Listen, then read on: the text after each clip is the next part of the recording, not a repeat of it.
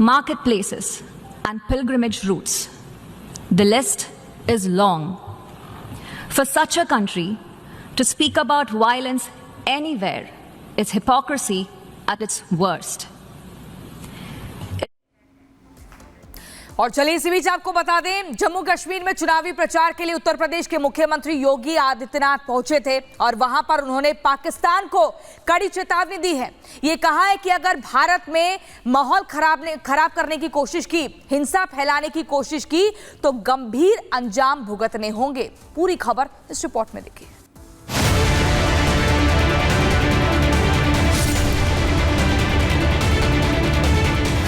नया भारत है, सुरक्षा में सेंध लगाने वालों की वह दुर्गति करता है, उनके लिए न कफन नसीब होगा, न 2 गज जमीन ही नसीब हो पाएगी।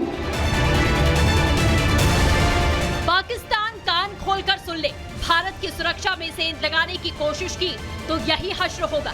योगी ने जम्मू कश्मीर से आतंकिस्तान को आखिरी अल्टीमेटम दे दिया है। कश्मीर का राग अलापने वाले पाकिस्तान को मुख्यमंत्री योगी ने ऐसा लताड़ा कि आतंक के आका थर-थर कांपने लगे। भारत में दहशत फैलाने का सपना देखने वाला कंगाल पाकिस्तान अब चैन से सो नहीं सकेगा, क्योंकि योगी ने चेतावनी देते हुए साफ साफ कह दिया है कि पाक अधिकृत कश्मीर जल्द भारत में मिलने वाला है। पीओके भारत का हिस्सा बनेगा। योगी ने जम्मू कश्मीर की रामनगर से अखंड भारत की हुंकार भरी। जम्मू कश्मीर के अंदर भारतीय जनता पार्टी की डबल इंजन की सरकार लाइए, सुरक्षा और विकास भी पाइए और सर्वे अटल जी का सपना भी साकार करिए, जिन्होंने कहा था कि हमें खंडित भारत नहीं, अखंड भारत चाहिए। अखंड भारत का सपना साकार करना है। याद रखना, पाक अधिकृत कश्मीर तैयार बैठा है। वह भी कहता है कि हमें अब पाकिस्तानी हुकूमत के साथ नहीं रहना है। यहां भूखों मरने से अच्छा है कि हम जम्मू कश्मीर और भारत का हिस्सा बनेंगे और अखंड भारत के सपने को साकार बनने में सहभागी बनेंगे। बिना सिंध के हिंद कहां है, रावी बिन पंजाब नहीं, गंगा आखिर खुश हो कैसे जब तक संग चुनाव नहीं है। जम्मू कश्मीर में चुनावी प्रचार के लिए बीजेपी के फायरब्रांड नेता ताबड़तोड़ रैलियां कर रहे हैं। इसी कड़ी में सीएम योगी ने जम्मू कश्मीर के रामनगर और कठुआ में जनसभाएं की। योगी कांग्रेस, पीडीपी और नेशनल कॉन्फ्रेंस पर भी जमकर बरसे। तीनों दलों पर योगी ने कश्मीर के विकास को रोकने का आरोप लगाया। इतना ही नहीं, योगी ने कहा कि धरती के स्वर्ग को सांप्रदायिक उग्रवाद का गोदाम बना दिया। अपने राजनीतिक लाभ के लिए इन दलों ने आतंकवाद को बढ़ावा दिया। कांग्रेस हो या पीडीपी या फिर नेशनल कॉन्फ्रेंस, ये सभी तो जम्मू कश्मीर को आतंकवाद का एक वेयर हाउस बना चुके थे।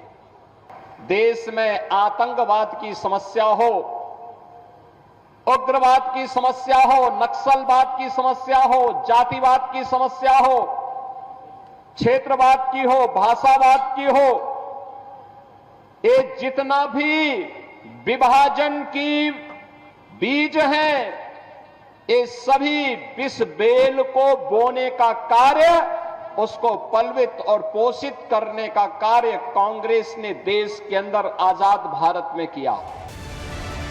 जम्मू कश्मीर में तीसरे और फाइनल चरण की वोटिंग 1 अक्टूबर को होनी है। तीसरे चरण की 40 सीटों में से 24 सीटें जम्मू रीजन तो 16 सीटें कश्मीर इलाके की हैं। कश्मीर में मुस्लिम तो जम्मू में हिंदू वोटर अहम रोल प्ले करते हैं। ऐसे में देखना होगा कि 8 अक्टूबर को चुनाव के नतीजे किसे जीत दिलाते हैं। जनता किस पर भरोसा करती है, किसे जम्मू कश्मीर की सत्ता की चाबी सौंपती है। Bureau report, Republic Bharat.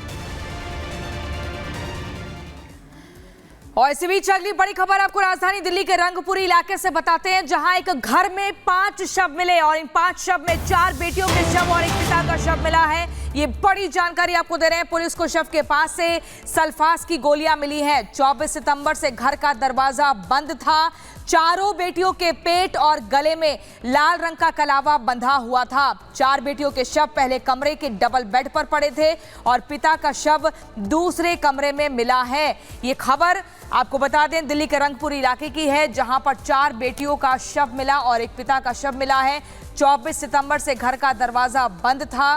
4 बेटियों के शव पहले कमरे के डबल बेड पर पड़े थे और पिता का शव दूसरे कमरे में मिला है और पुलिस को इनके पास से सल्फास की गोलियां भी मिली हैं।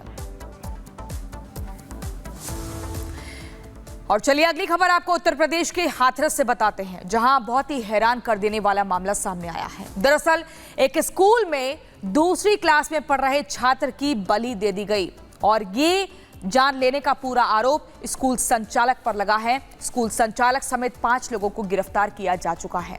आखिर क्यों दूसरी क्लास में पढ़ रहे बच्चे को जान से मार दिया गया, इस रिपोर्ट में देखिए।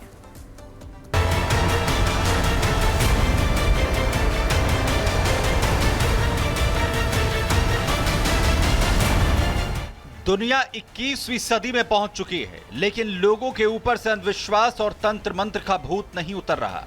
आलम यह है कि तरक्की और प्रसिद्धि पाने के लिए लोग बच्चे की बलि देने और लेने पर उतारू हैं। जिस पवित्र स्थान पर बच्चों को शिक्षा दीक्षा दी जाती है, उसे अंधविश्वास का अड्डा बना दिया गया। एक बच्चे की बलि देने की कोशिश की गई। उस बच्चे का दोष सिर्फ इतना था कि उसे घर वालों ने हॉस्टल में रखा था। हाथरस के डीएल पब्लिक स्कूल में खड़े हैं और इसी में कृतार्थ लगभग 3 साल से पढ़ा करता था।